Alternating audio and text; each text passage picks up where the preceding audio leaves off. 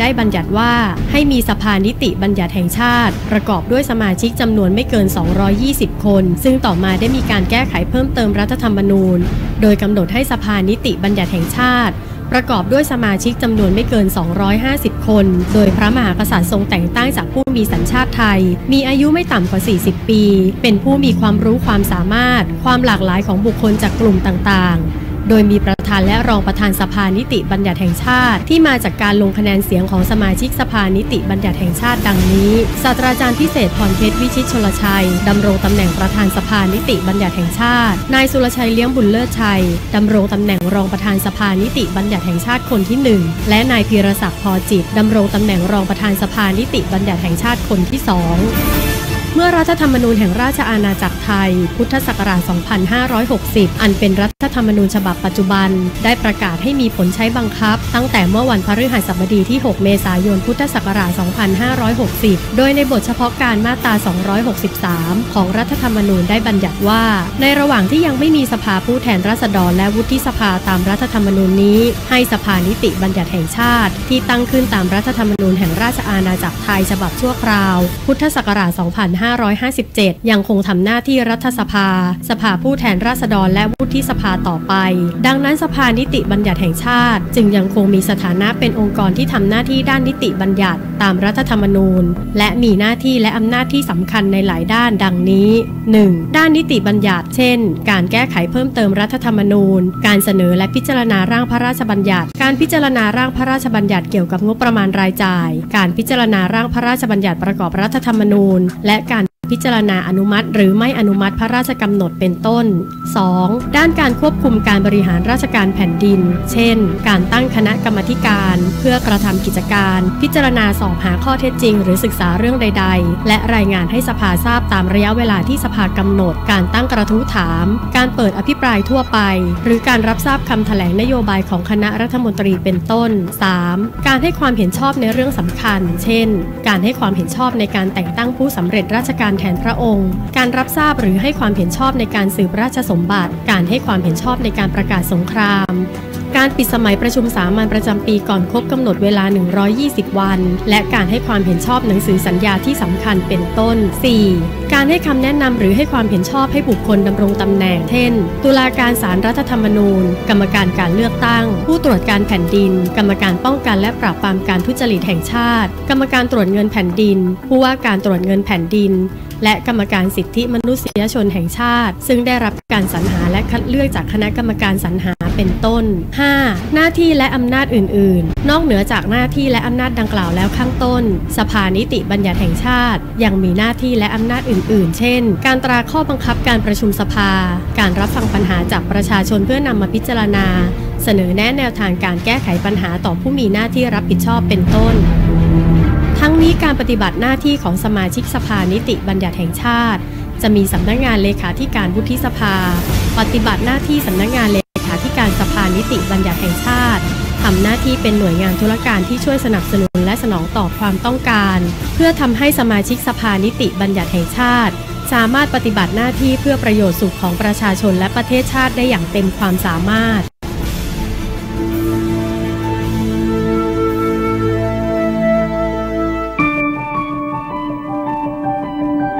สัญญาประชาคม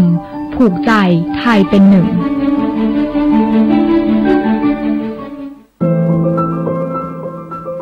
ข้อ 1. รู้รักสามัคคีร่วมกันสร้างสามัคคีปรองดองใช้สิทธิเสรีภาพตามกฎหมายยอมรับความคิดต่างเข้าใจประชาธิปไตยเลือกตั้งโปร่งใสบริสุทธิ์ยุติธรรมแก้ไขปัญหาด้วยระบบรัฐสภาประชาชนกับรัฐร่วมกันสร้างความสามัคคีปรองดองในชาติทุกคนเป็นพลังแก้ปัญหาประเทศและมีส่วนร่วมตามกระบวนการประชาธิปไตยประชาชนควรมีความเข้าใจการบริหารงานของรัฐบาลในเรื่องต่างๆการบริหารจัดการงบประมาณของรัฐมีประสิทธิภาพเกิดประโยชน์สูงสุดเพื่อยกระดับคุณภาพชีวิตของประชาชนไม่ให้เกิดความเหลื่อมล้ำและสร้างบรรยากาศความสามัคคีปรองดองนักการเมืองต้องรับผิดชอบต่อประชาชนยึดถือจริยธรรมและจรรยาบรรณในอาชีพภาคการเมืองต้องคัดสรรบุคคลเข้าสู่ระบบการเมืองให้เหมาะสม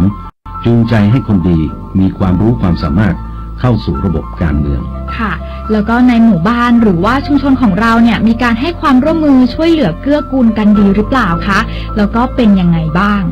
ก็โดยปกติก็ช่วยเหลือเกื้อกูลกันดีนะครับแต่ว่าควรจะต้องให้ความรู้เกี่ยวกับการใช้สิทธิเสรีภาพโดยการใช้สิทธิเสรีภาพของแต่ละคนก็จะต้องไม่ไปรบกวนหรือว่าลุกล้ำสิทธิเสรีภาพของคนอื่นแล้วก็ให้ความรู้เกี่ยวกับการเลือกตั้งที่โปร่งใสบริสุทธิ์ยุติธรรมประเทศชาติจะดีได้เนี่ยก็ด้วยการเมืองที่ดีเพราะว่าการเมืองนั้นเป็นหน่วยที่กำหนดนโยบายการบริหารประเทศส่วนการเมืองจะดีได้ก็ต้องขึ้นอยู่กับคนดีซึ่งก็ต้องมีการพิจารณาเลือกคนที่ดีเพื่อที่จะไปกำหนดนโยบายที่ดีนั่นเองส่วนคนดีหมายถึงอะไรก็คงจะต้องไปมองว่าเป็นคนที่ยอมสละประโยชน์ส่วนตนเพื่อประโยชน์ส่วนรวมหรือว่าคนที่ทำประโยชน์แก่ประชาชนให้ได้รับการคุ้มครองดูแลมีคุณภาพชีวิตที่ดีและคนที่มุ่งมั่นสร้างสรรค์ความเจริญก้าวหน้าให้แก่ประเทศชาติเราทุกคนจึงต้องเลือกตั้งคนดีเข้าไปเป็นผู้แทนของเราอย่างไงล่ะบางคนหรือว่าบางกลุ่มที่มีความเห็นต่างค่ะแล้วเรามีวิธีการแก้ไขปัญหายังไงเพื่อไม่ให้ความเห็นที่แตกต่างกันเนี่ยนำไปสู่ความไม่เข้าใจกันตรงนี้ก็คงทุกคนจะต้องช่วยกันคิดนะครับแล้วก็กำหนดเป็นกติกาของสังคมในหมู่บ้านหรือว่าชุมชนนั้นๆเพื่อให้อยู่ร่วมกันได้อย่างสันติสุข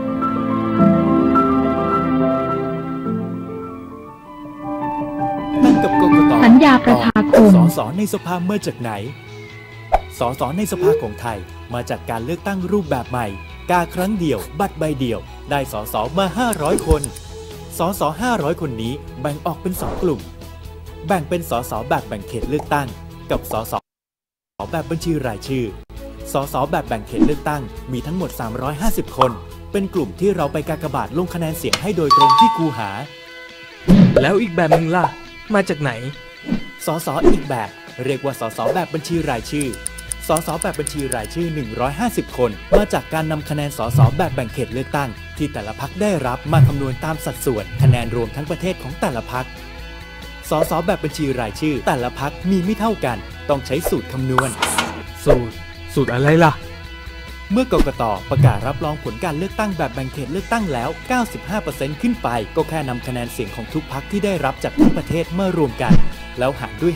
500ก็จะได้ค่าเฉลี่ยออกมานำค่าเฉลี่ยที่ได้ไปหารคะแนนเสียงทั้งประเทศของแต่ละพรรคก็จะได้จำนวนสสแบบบัญชีรายชื่อของแต่ละพรรคแล้วล่ะหากพรรคไหนได้สสแบบแบ่งเขตน้อยกว่าจำนวนสสที่แต่ละพรรคพึงจะได้รับก็จะให้เพิ่มสสแบบบัญชีรายชื่อให้เท่ากับจำนวนสสที่แต่ละพรรคพึงจะได้รับแต่พรรคที่ได้สสแบบแบ่งเขตมากกว่าหรือเท่ากับจำนวนสสที่แต่ละพรรคพึงจะได้รับก็จะไม่ได้สสแบบบัญชีรายชื่อเพิ่มนอกจากนั้นเราทุกคนยังสามารถลงคะแนนเสียงไม่เลือกใครหรือโหวตโนโดยผู้สมัครที่ได้รับเลือกให้เป็นสสเขตจะต้องมีคะแนนเสียงมากกว่าจำนวนคะแนนเสียงไม่เลือกใครและหากเขตนั้นไม่มีใครได้รับเลือกก็จะต้องเลือกตั้งใหม่และผู้สมัครเลือกตั้งครั้งก่อนไม่สามารถลงสมัครเลือกตั้งใหม่ได้ทำให้ทุกพรรคการเมืองต้องส่งผู้สมัครที่ดีที่สุดลงสมัครรู้กันแล้วนะว่าสส500คนในสภามาจากไหนแต่จะมาจากไหนก็ไม่สำคัญไปกว่าได้มาแล้วเป็นคนดีหรือเปล่าร่วมกันมาใช้สิทธิ์ของคุณด้วยหัวใจของคุณให้การเลือกตั้งครั้งต่อไปเป็นการเลือกตั้งคุณภาพโดยพลเมืองคุณภาพกกต.สุจริตโปร่งใสและเที่ยงธรรมรู้ทันเลือกตั้งกับกกต.ตอนสสในสภามาจากไหนสสในสภาของไทยมาจากการเลือกตั้งรูปแบบใหม่กาครั้งเดียวบัตรใบเดียวได้สสมา500คนสส500คนนี้แบ่งออกเป็น2กลุ่มแบ่งเป็นสสแบบแบ่งเขตเลือกตั้งกับสสแบบบัญชีรายชื่อสสแบบแบ่งเขตเลือกตั้งมีทั้งหมด350คนเป็นกลุ่มที่เราไปกากบาทลงคะแนนเสียงให้โดยตรงที่คูหาแล้วอีกแบบนึงล่ะมาจากไหน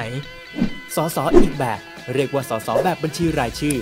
สสแบบบัญชีรายชื่อ150คนมาจากการนำคะแนนสสแบบแบ่งเขตเลือกตั้งที่แต่ละพรรคได้รับมาคำนวณตามสัดส่วนคะแนนรวมทั้งประเทศของแต่ละพรรคสสแบบบัญชีรายชื่อแต่ละพรรคมีไม่เท่ากันต้องใช้สูตรคำนวณสูตรอะไรล่ะเมื่อกกต.ประกาศรับรองผลการเลือกตั้งแบบแบ่งเขตเลือกตั้งแล้ว 95% ขึ้นไปก็แค่นำคะแนนเสียงของทุกพรรคที่ได้รับจากทั้งประเทศมารวมกันแล้วหารด้วย500ก็จะได้ค่าเฉลี่ยออกมานำค่าเฉลี่ยที่ได้ไปหารคะแนนเสียงทั้งประเทศของแต่ละพรรคก็จะได้จำนวนสสแบบบัญชีรายชื่อของแต่ละพรรคแล้วล่ะ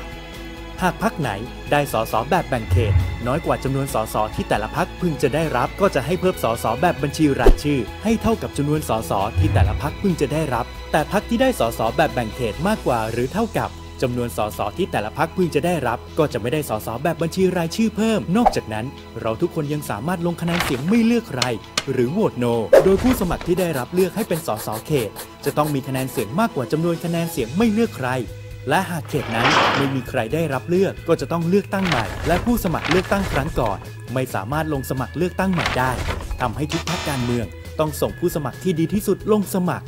รู้กันแล้วนะว่าสส500 คนในสภามาจากไหนแต่จะมาจากไหนก็ไม่สำคัญไปกว่าได้มาแล้วเป็นคนดีหรือเปล่าร่วมกันมาใช้สิทธิ์ของคุณด้วยหัวใจของคุณเจ้าร่วมกันไปใช้สิทธิ์นะเจ้าเลือกตั้งวันที่24 มีนาคมนี้นะเจ้าแต่ที่แน่ๆมีคนลงทะเบียนเลือกตั้งก่อนแล้วนะเจ้าตอนนี้เป็นกำหนดฮับภายในกำหนดเวลานะเจ้า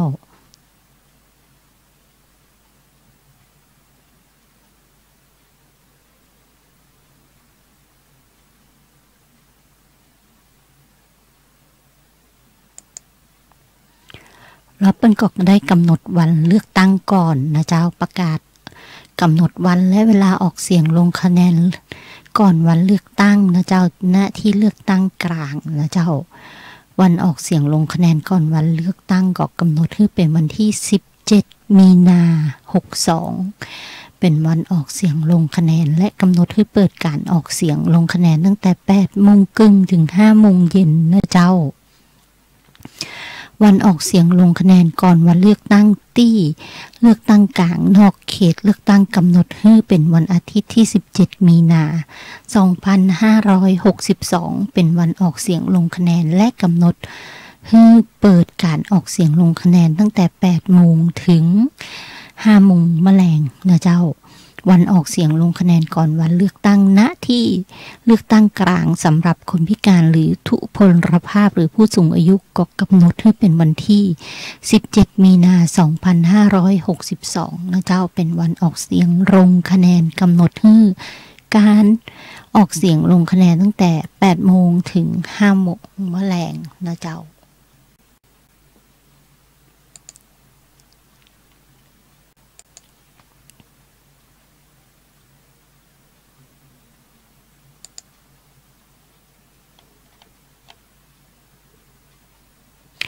ก็กำหนดเวลาที่ให้ลงชื่อนะเจ้าลงชื่อขอใช้สิทธิ์เลือกตั้งก่อนนะเจ้าหมดเวลาแล้วนะเจ้าตั้งแต่วันที่19 กุมภาพันธ์ที่ผ่านมานะเจ้าก็คือเปิ้นให้ยื่นคำขอที่นายทะเบียนอำเภอหรือนายทะเบียนท้องถิ่นตั้งแต่วันจันทร์ที่28 มกราคมถึงวันที่19 กุมภาพันธ์ที่ผ่านมานี้นะเจ้าหรือการยื่นคำขอทางไปรษณีย์ก็ยื่นได้ตั้งแต่28 มกราคมถึง19 กุมภาพันธ์ 2562นะเจ้าเหมือนกันเลยนะเจ้าส่วนการยื่นคำขอทางอิเล็กทรอนิกส์หรือเครือข่ายอินเทอร์เน็ตนะเจ้าเฉพาะการออกเสียงลงคะแนนสมาชิกสสก่อนวันเลือกตั้งนอกเขตเลือกตั้งและการออกเสียงลงคะแนนสมาชิกสภาผู้แทนนอกราชอาณาจักรนะเจ้าให้ขอยื่นคำขอได้ตั้งแต่28 ถึง 19 กุมภาพันธ์นะเจ้า28 มกราคมถึง19 กุมภาพันธ์นะเจ้าก็โดยระบบปิดอัตโนมัติในวันที่19 กุมภาพันธ์เวลาเที่ยงคืนนะเจ้าที่ผ่านมาอาทิตย์ที่แล้วทนายปอก็ได้เล่าฟังแล้วว่าวิธีการทำอย่างไรนะเจ้าและที่แน่ๆคือในการเลือกลงทะเบียนวันที่17นะเจ้ามีนานั้นสุว่าชื่อทะเบียนบ้านอยู่ในเชียงใหม่นะเจ้าและยื่นคำขอทางอิเล็กทรอนิกส์ก็ต้องลงทะเบียนทางอิเล็กทรอนิกส์อย่าสุว่าตัวเขาไปอยู่ในจังหวัดตรังอีนะเจ้าแต่ว่าทะเบียนบ้านเขาอยู่เชียงใหม่ต้องเลือกสสของจังหวัดเชียงใหม่นะเจ้า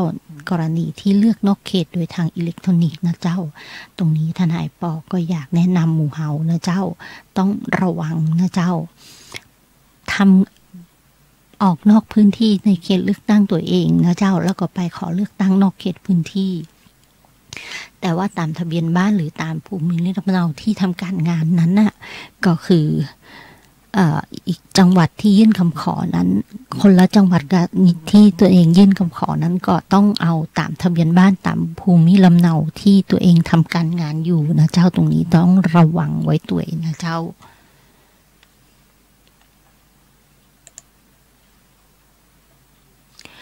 แล้วเปิ้ลบอกว่ากรณีที่พบเห็นนะเจ้าการทุจริตเลือกตั้งไม่ว่าแจกเงินแจกของเรียกรับเงินรับสิน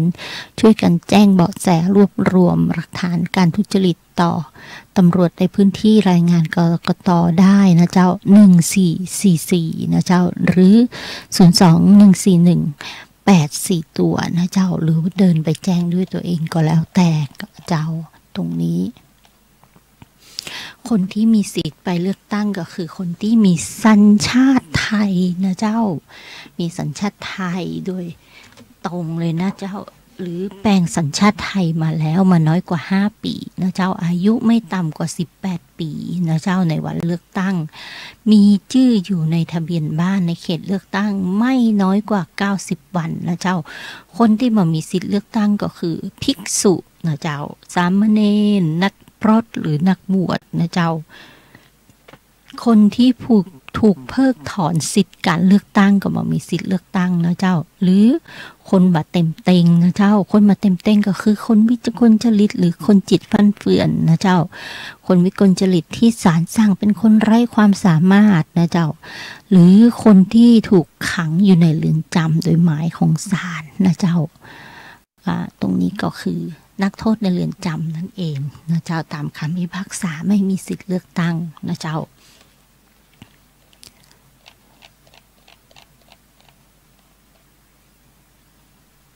อย่าลืมนะเจ้ารับบัตรใบเดียวกาเบอร์เดียวได้ผล3อย่างนะเจ้าได้สส.เขตได้สส.บัญชีรายชื่อได้พรรคนะเจ้าที่สส.เป็นสังกัดนะเจ้าแล้วก็รวมถึงได้นายกรัฐมนตรีที่พรรคเปิ้ลนำเสนอแคนดิเดตไว้ตั้งแต่ในช่วงแรกนั่นเองนะเจ้าที่เป็นปัญหากันไปแล้วนะเจ้า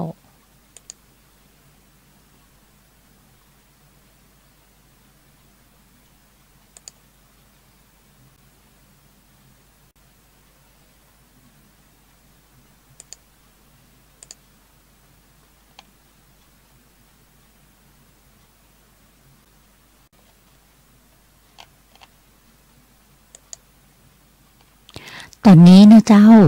มีผลสรุปออกมาว่าผู้ลงทะเบียนขอใช้สิทธิ์ออกเสียงลงคะแนนนอกเขตเลือกตั้ง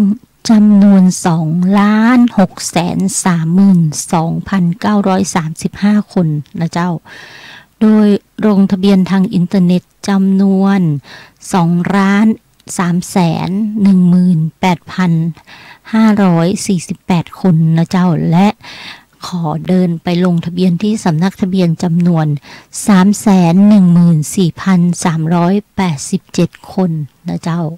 สรุปรวมแล้วนะเจ้าก็มี 2,632,935 คน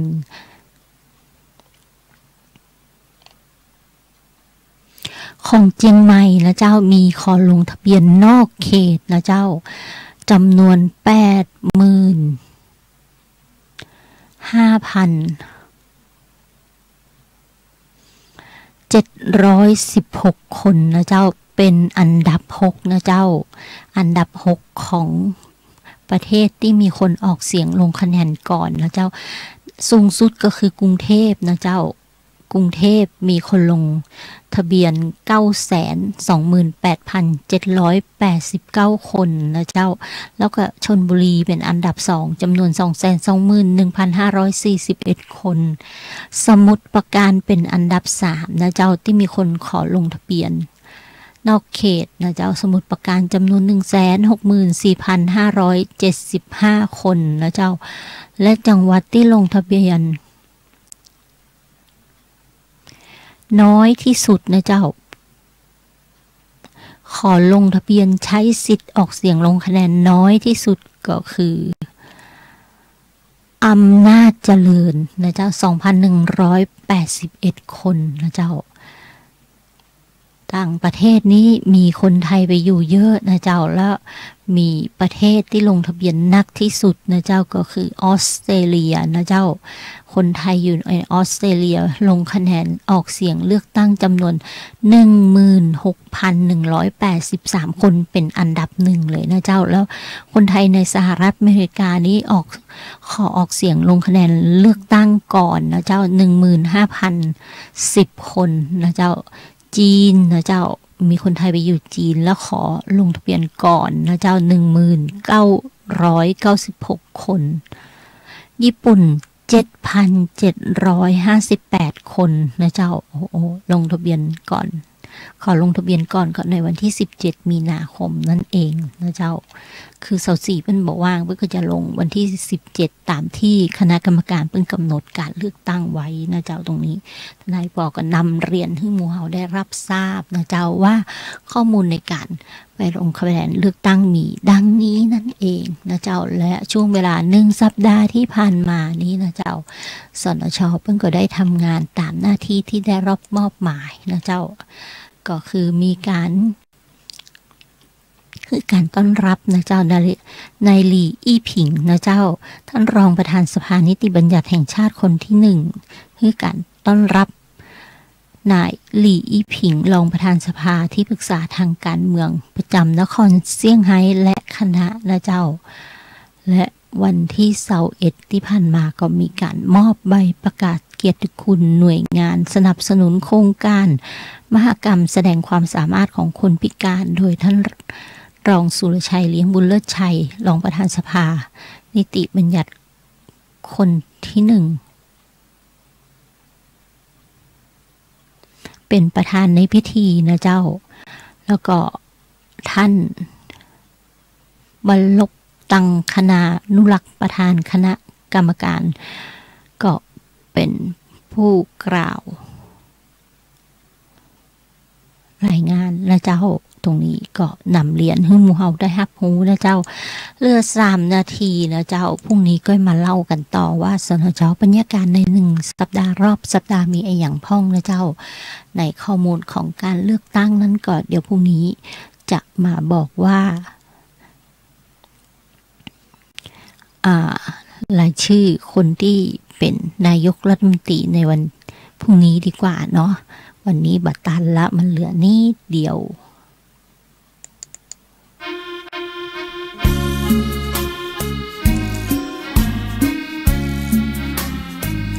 ถ้าอย่างใดก็ขอกราบนมัสการลาและสวัสดีญาติธรรมทุกท่านนะเจ้าแล้วก็พบปะทนายปอใหม่ในวันพรุ่งนี้นะเจ้า